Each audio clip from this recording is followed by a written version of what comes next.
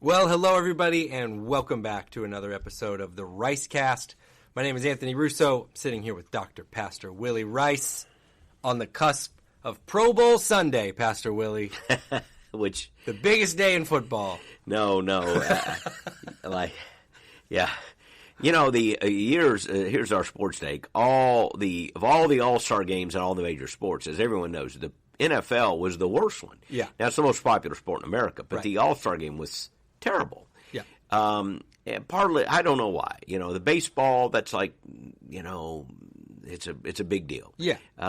Basketball, you know, they showcase their talent. But in football, they're tired, they're injured. Some of the best players don't play. No one really cared. There's no conference loyalty. You know, none of that matters. So now it's down to like a tag football game and bobbing for apples or something. It'll be shown on Nickelodeon channel, I think. Yes. You know, it's like, oh my goodness, but for football deprived people, they'll watch this. They will. Tag football or whatever it is. So. That's right. But I probably won't. No. Yeah.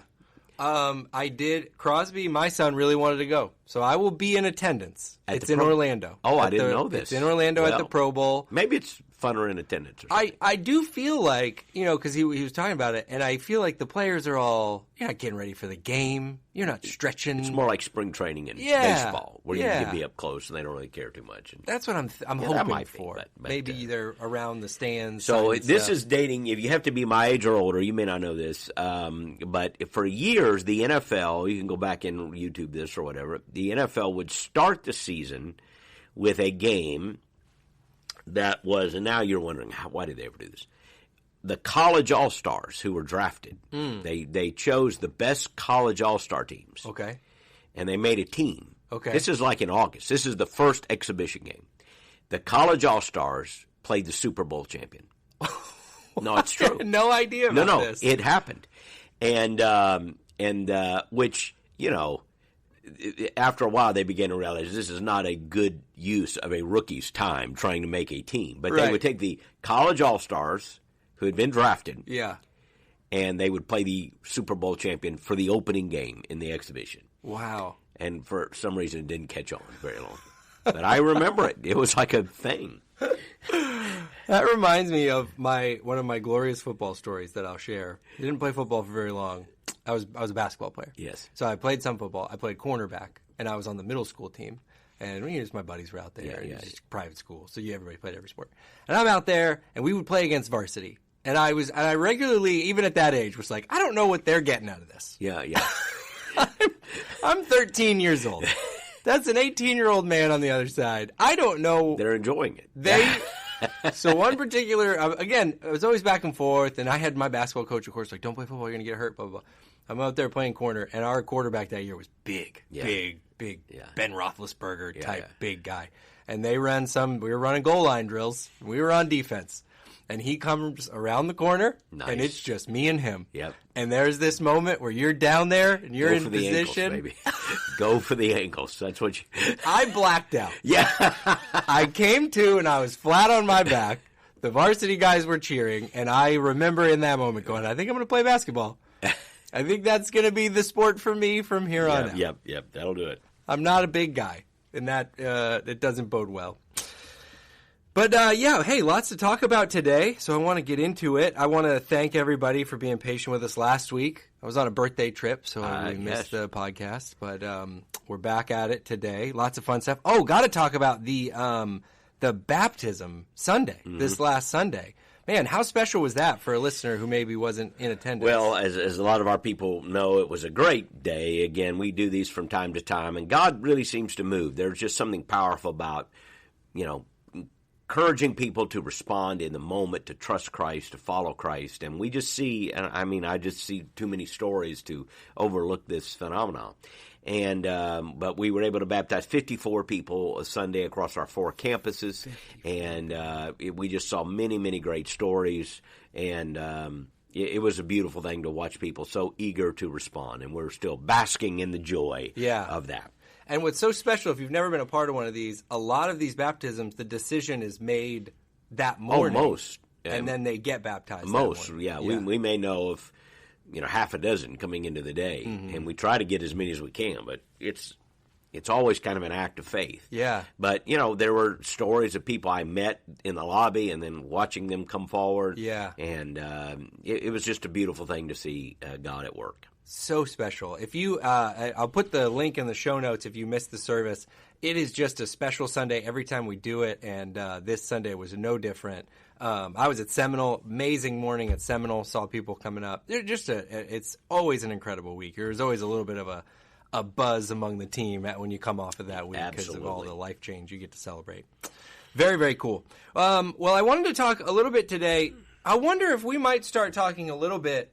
Could you share with some of the people what we're going to be talking about this coming Sunday? Well, this is going to be a special standalone message. We're not in a series. We're not, we're getting into a series the following week, which would be great. Lead us all the way up to Easter, believe it or not, which will be just around the corner. Mm-hmm. I just feel like with the cultural moment that we're in, the fact that there'll be a lot of political winds blowing this year, a lot of cultural issues get wrapped up in that.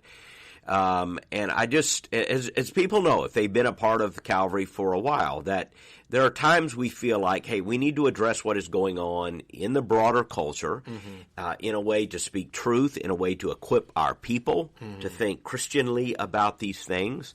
We think the church has a prophetic role.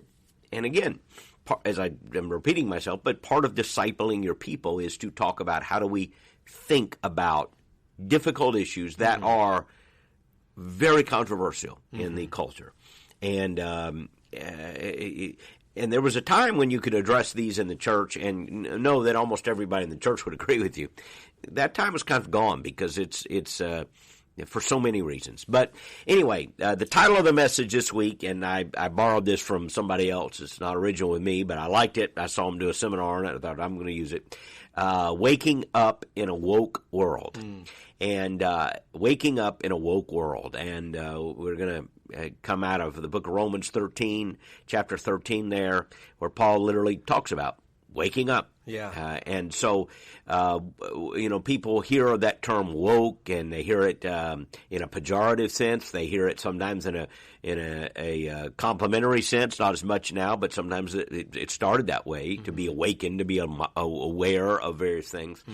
And so certainly as the church, we need to be awake in a woke world. And we're going to be talking about that Sunday. It will be it'll be a very serious message. So I ask people to be prayerful and careful, and as we come and worship and open the Word and see what God has to say to us. Yeah, we're definitely looking forward to that. And it kind of is a great on-ramp to a conversation I wanted to have today. A couple of weeks ago, we were studying through Philippians, and we were talking about this 21 Days of Growth devotional, which a lot of our church families doing right now. So this wasn't this last Sunday. I think it was the Sunday before. You spent some time talking about love and true love being a combination. You need both grace and truth to be loving to someone. Could you catch a listener up a little bit on just that concept, where that came from, and how we started talking about that? Yeah, it came out of Philippians 1, 9-11, which we preached from for the first, taught out of for the first 3 weeks. And in that passage, again, is Paul's prayer that your love will continue growing.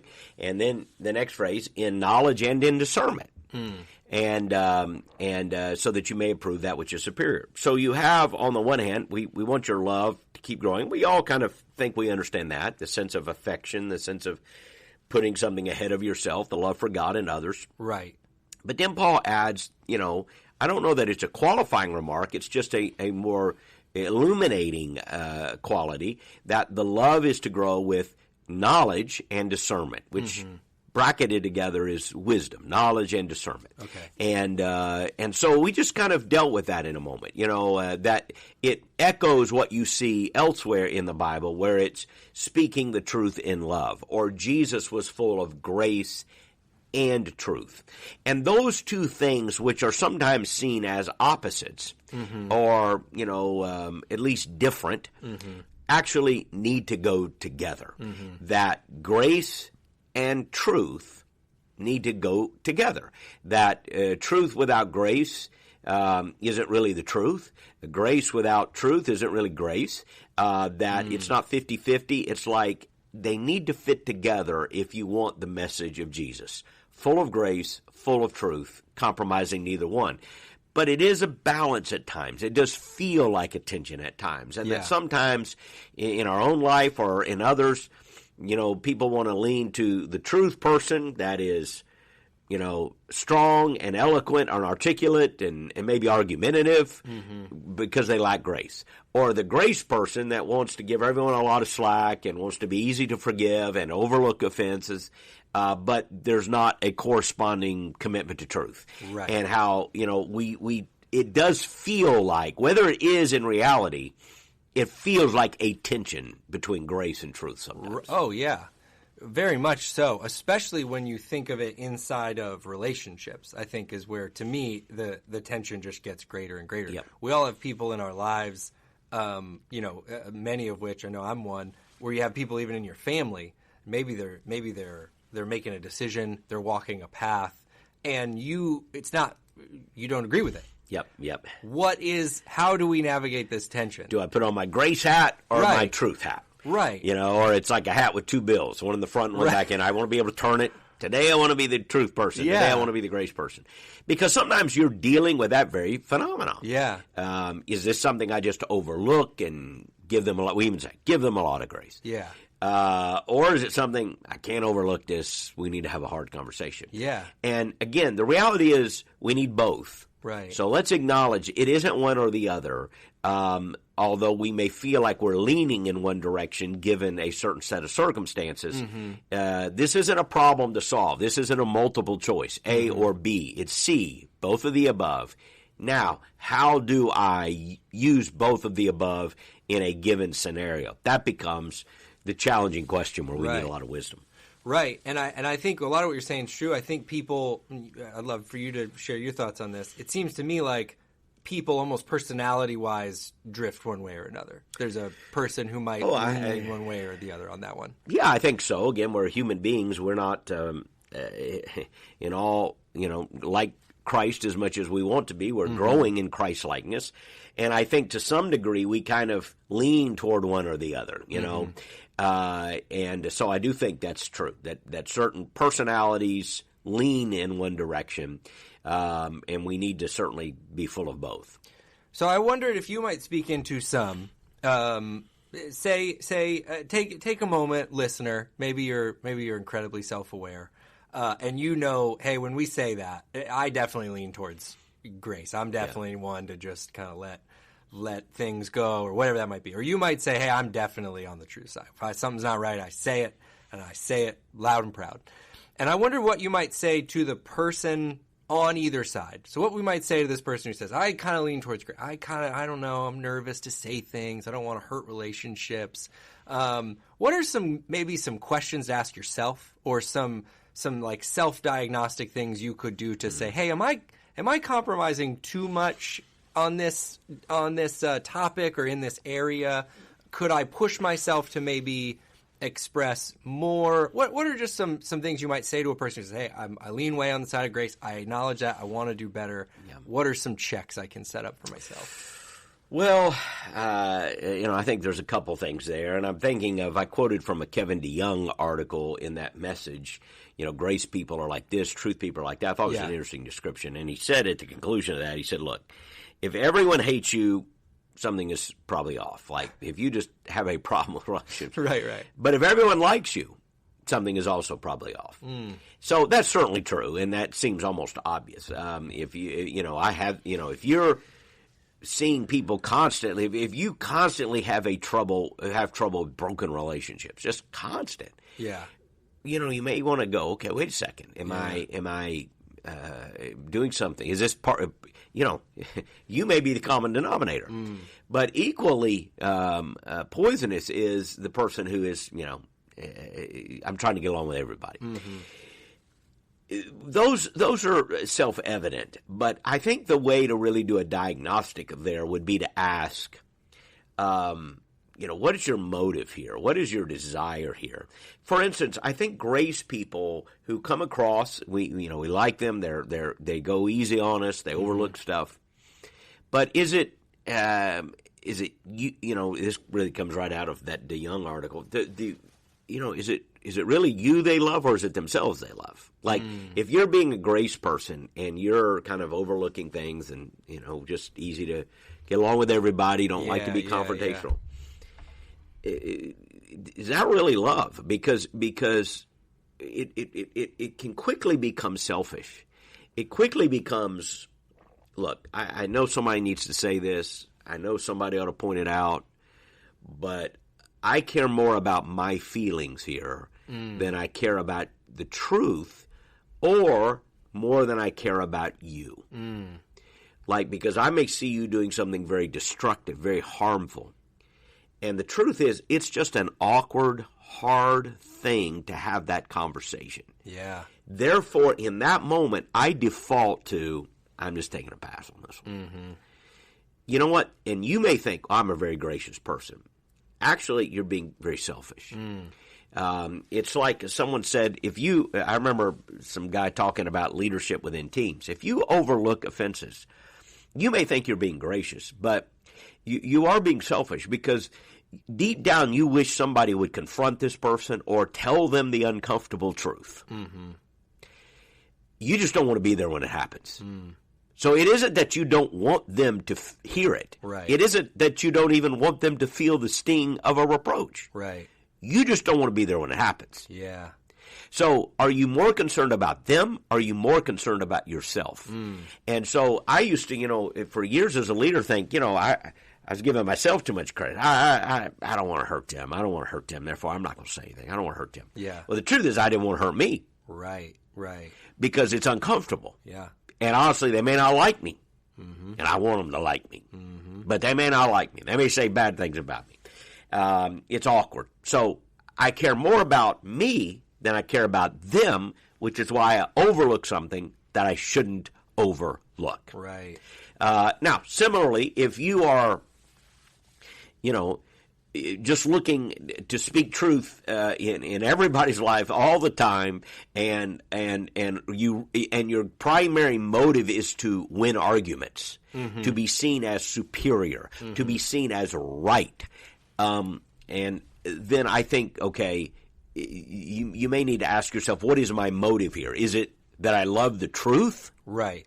Or do I love myself? Yeah. And I just want to win an argument and be seen as superior. Yeah. Like, what's the point of bringing this up? Is it correction? Is it to defend the truth? Or is it, I want you to see how smart I am. I want you to see how much better I am. I want to build my platform. I think a lot of people on social media, I'm going to call somebody out, not because I care so much about the truth. That's what you will disguise it as. Right. But underneath that I'm trying to build my platform. Yeah. I'm trying to get people to pay attention to me. I want to be seen as wise and smart and courageous. That's why I'm doing this. So I think the diagnostic question goes to motive. If I'm speaking the truth to someone, what's my motive? Yeah. Ask yourself, why am I saying this? And if I'm overlooking, or am I tolerating a behavior, or not speaking about something, what we think of as maybe a gracious person. And again, it can be gracious to overlook an offense. Like, sure. Somebody does something that's small and irritating, but you don't make a big deal about it. Right. Oh, please, don't worry about it. But I think ask yourself, what's my motive? Is it to truly care for that person? Is it to make sure I don't introduce something that is a distraction and unnecessary, or am I just trying to avoid a hard issue? Ask yourself, what's the motive in speaking or not speaking, in overlooking or not overlooking? What's the motive? That's where it comes down to. Man, oh man, that is so good. I feel like you're talking right at me a little bit right now. Well, I was.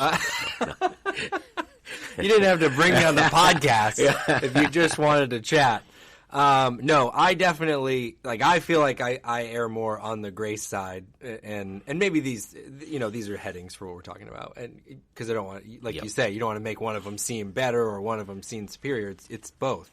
I err more on that side. It's easier for me, and there's positives to that, right? Like, I'm an easy person to work in a group with. I don't need my way all the time. Right. There's positives to that. But that question, I mean, honestly, starting at the top of what you said, I think you run into a lot of people that live in those camps and take pride in those camps. That either everyone likes me or no one likes me. Yep. And the no one likes me people, it seems a little counterintuitive, but it's like they like it. It's like you well, take you feel some superior. pride. It's like I'm going to take down as many people as I can. Yeah. I just, they're usually the person when you say something about, no one seems to like you.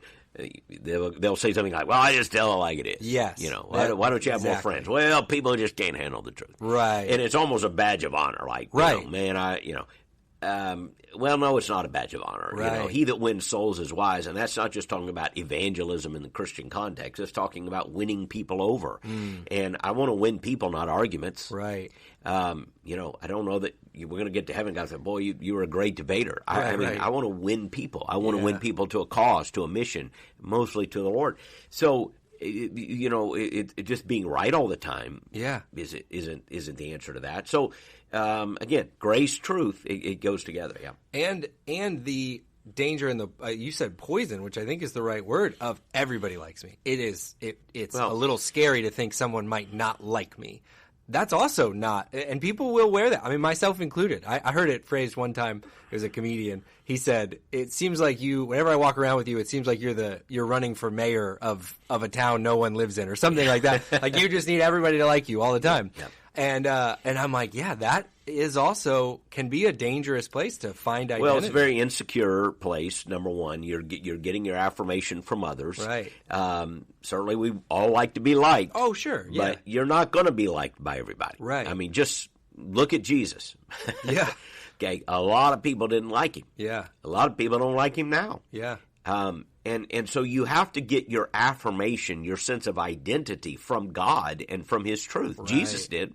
That's, on that night that He got up and washed the feet of His disciples. It's a very interesting phrase there. I think it's John 13, I think, where He gets up and washes their feet. And he says, knowing, who He was, knowing where He had come from, I'm paraphrasing, and knowing that He would return to the Father.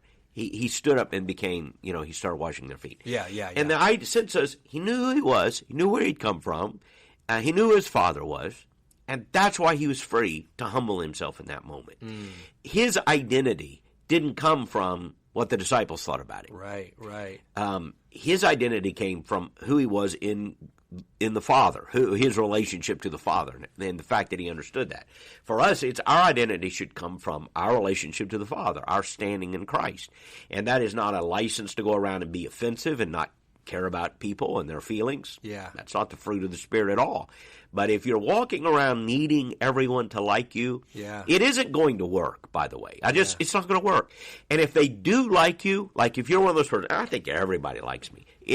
Here's what you will learn at some point, and it'll be painful. I know. You're going to find that's very superficial. And then when there is a hard moment, a lot of those people that you thought you gained value is because they like me. And you find out they really didn't.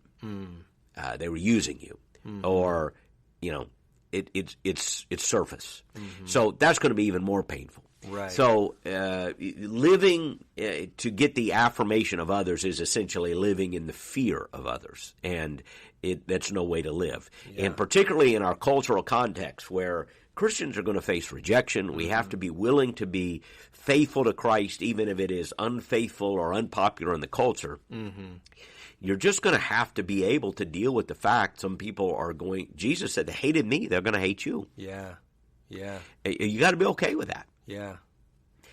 You got to be okay with that. The people who can't deal with that will never accomplish much of anything. Right. The people who have accomplished great things just got to a point where they didn't like it that some people hated them, right? But they were okay with it. Right. They were okay with it because the truth mattered more than somebody's applause or affirmation.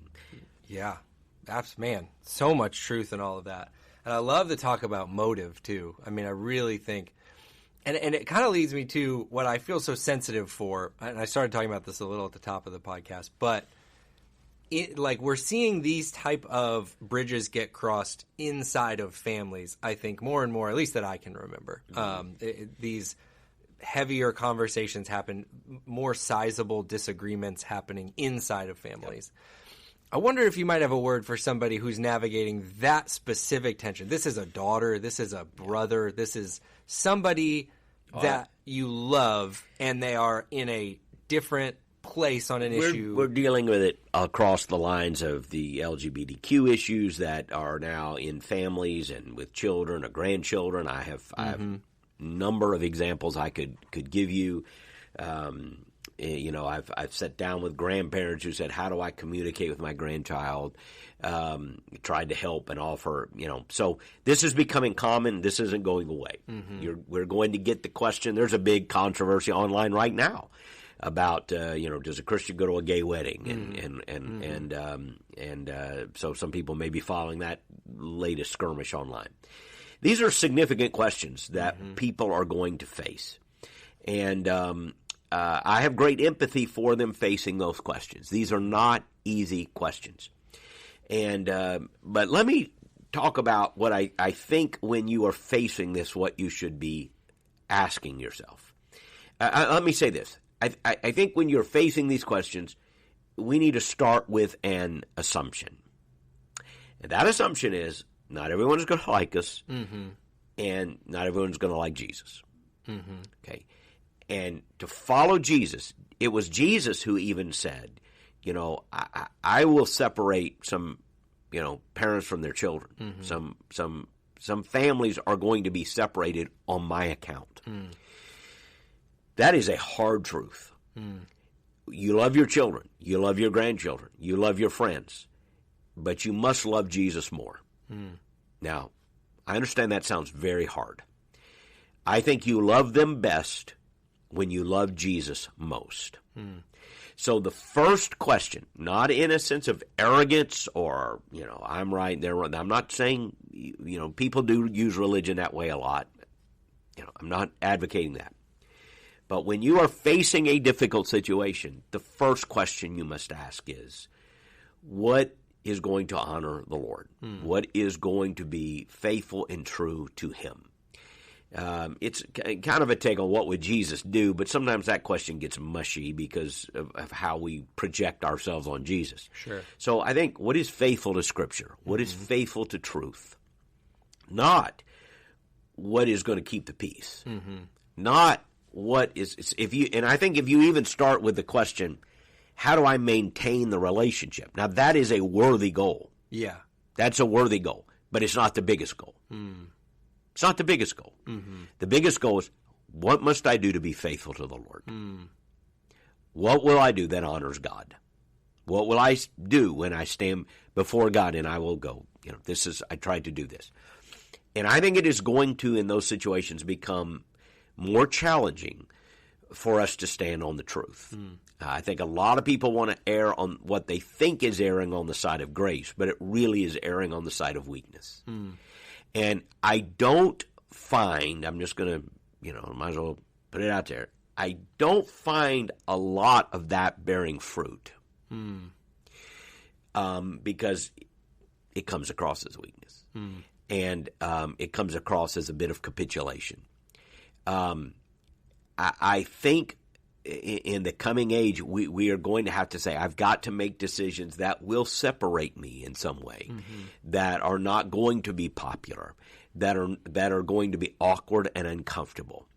But I love Jesus more. I love my grandchildren, but I love Jesus more. I love my children, but I love Jesus more. It's a hard thing for people to say. Yeah. And as much as I love them and would do anything in the world for them, I will not compromise the truth, because ultimately that's not love. And so I think the question was, how do we navigate it? I think by getting the priority right, which is, what is the choice that I can make that will honor God and obey Him the most? That should be our guiding star. Yeah. No, I think it's such a real thing that you're talking about. Like you say, it's something that I know you've gotten questions about. I'm sure it is just going to happen more. So you said, I think that's so well said. You're prioritizing. You're putting those things first. And like you say, it's you don't like to think in these terms, but what's the first priority? You make that the first priority. Yeah. As you clear that up and you take you put that first. Then when you look to how can I maintain this relationship. Do you see going forward there being ways to say, hey, this is how I feel about this, and it's not gonna. This is my stance here. Can you? And it seems like a silly question. Can you say that and also say, but like, I love you, and Yes. I'm always going to love you? I think that is what you say. Yeah. But you have to be willing to put the relationship on the altar, and recognize that what you may say may bring temporary pain, but you're praying that it'll bring the truth long term. Yeah. And some parents are, and again, I empathize because we would do anything for our kids. But I think sometimes it's out of a sense of weakness, and we're thinking that will maintain the relationship, but under what pretense? Right. And the greater thing than maintaining the relationship, as important as that is doing what is right. Yeah. So yes, I think at some point, and I've tried to help parents and grandparents articulate it. Sometimes a letter is good because it's very hard. A letter may be followed up with a personal conversation, but a letter that basically says, I love you. I will love you to my dying breath. I will pray for you every day, whether you want me to or not. But I love God even more. Therefore, I can't do that. I can't accept that. I love you, but I will never accept that because maybe because I don't think it's the truth, or I think it's harmful, or I think what you're doing is rebellion against God, and therefore I must in love tell you that. But I will always be the one you can call. I will, it doesn't matter whatever else happens. I will love you till they put me in the ground. Yeah. But I will never condone certain behaviors, and I will never act as if certain things are okay because they're just not. And I can't lie to you. And so for the same reason we don't let our kids play in the traffic, we cannot 30 years later act as if standing in a far more serious traffic is okay. Like it could cost them their soul. It is damaging and a rebellion against God. So these are hard questions. Yeah. And I know Christian families are going to be hit by these hard questions. But we have to love God and love others, and it's going to be a difficult road to navigate. Yeah. Yeah, because like you say, it's inside of families, it's inside of friendships, it's inside of I think more and more you're going to again, I'm only 35, just turned 35, so I only know my experience of life, but it just seems more and more that these issues are present. You're having to say, what am I going to stand for? What am I going to stand against? How am I going to carry all these things at the same time? So I think it's these diagnostic questions like we talked about, trying to think of where are you starting, where do you naturally go to, why are you going to that place, and just continue. I think it's a tool that a Christian in America is going to have to get used to using. I'm thinking of I'll just be very general here, but some grandparents who came to see me some time ago because their grandson had come out as gay, and they were trying to figure out how to communicate. And he had communicated them in a very confrontational way. Like, if you don't accept this, you don't accept me, and how, took some, the familiar anti-religious arguments. And they were like, what do we do? And we sat down and talked it through and helped them write a letter that basically said what I just said a moment ago, which was, hey, we love you. We're not going to end this relationship. Our door's always open to you. Yeah.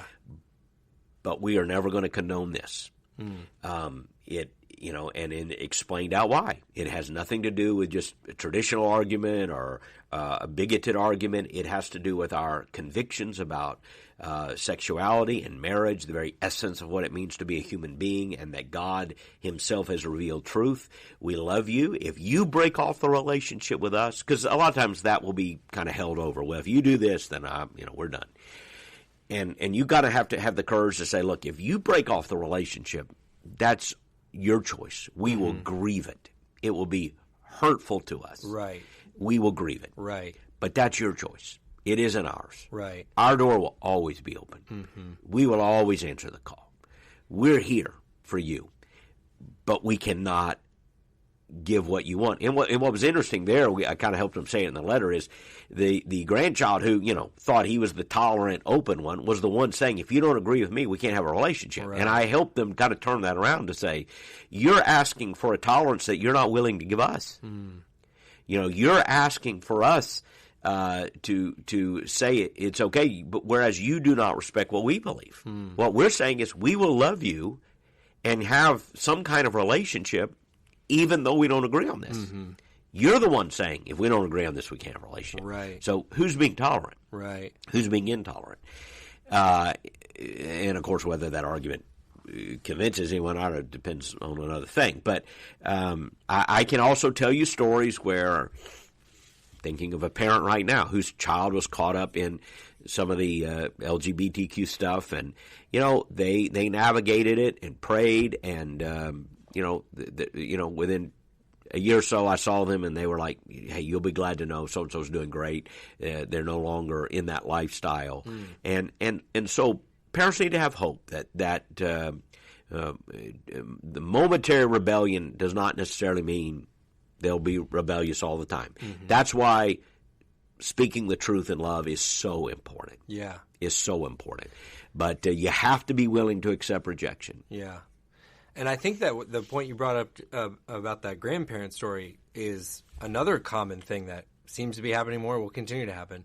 It's almost like conversation wants to pigeonhole away from grace and truth. Yep. We want to go like, you agree that what I say is true, or or it's the end of it. Yep. And so I have felt that certainly in conversation that you're like, I have to fight to reintroduce the grace idea that, like, I love you. I have to keep saying that. Like, you're acting like, because we disagree on this issue. And again, we're giving some examples, but it is a litany of issues right now. It is, yep. That you're constantly pulling back to, like, I'm happy to share on what I think here. Yep. But I love you is the bigger, maybe not the bigger note, but it is a note here that I'm not leaving behind as we talk. And they may, that other person may, in a sense, it's kind of an emotional blackmail. Well, you don't love me. Right. The whole transgender movement, it has been kind of used that as a tool.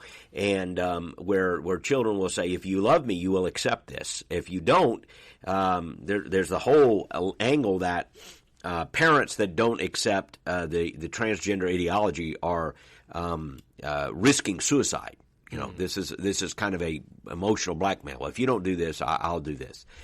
But we get down that trail a bit, in that transgenderism is a type of suicide anyway. But you can't be emotionally blackmailed. Obviously, if a person threatens harm, we know to take that seriously. We know not to be casual about that. Yep. I'm not suggesting we should. Mm-hmm. But I'm suggesting that your commitment to do the right thing, the truthful thing, the thing that will honor God, is paramount above every single thing. And that means, we care about you. What can we do to get help? What can we do to talk about these issues?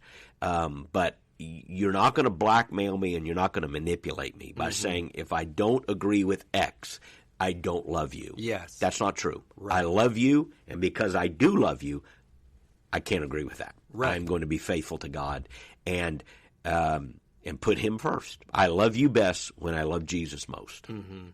And, parents, you love your children best when you love Jesus most. Mm. You love your spouse best when you love Jesus most.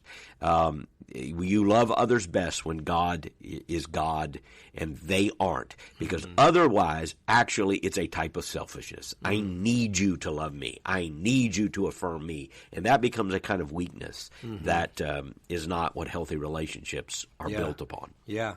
And I think emotional blackmails, that's a great way to articulate it. And you see it. You see. All the time. And people will try to tell you, narratives will try to be built, well, you can't love blank and do blank, or you can't love blank and vote for blank. And it's like, they can't tell you that. Yep, like, they can't introduce that. That's not you fair. don't get to frame the conversation. Right.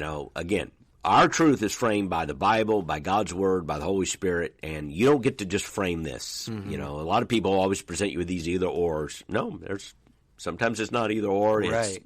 I'm if you vote this way, then you must believe that. No, not necessarily. Right. Maybe I'm voting this way, and I still don't agree with some things. Yeah. But I'm voting this way because in an imperfect world, I'm going to make the best choice I can. Mm-hmm. A lot of things I don't like, but it doesn't make me this, it doesn't make me that, and so forth. It's going. These are big issues that we're all going to face to some way or another in the coming year. Yeah. So being full of grace, full of truth is going to be a real challenge. Yeah. Yes, it is. Yes, it is. Well, thank you for sharing some more on that.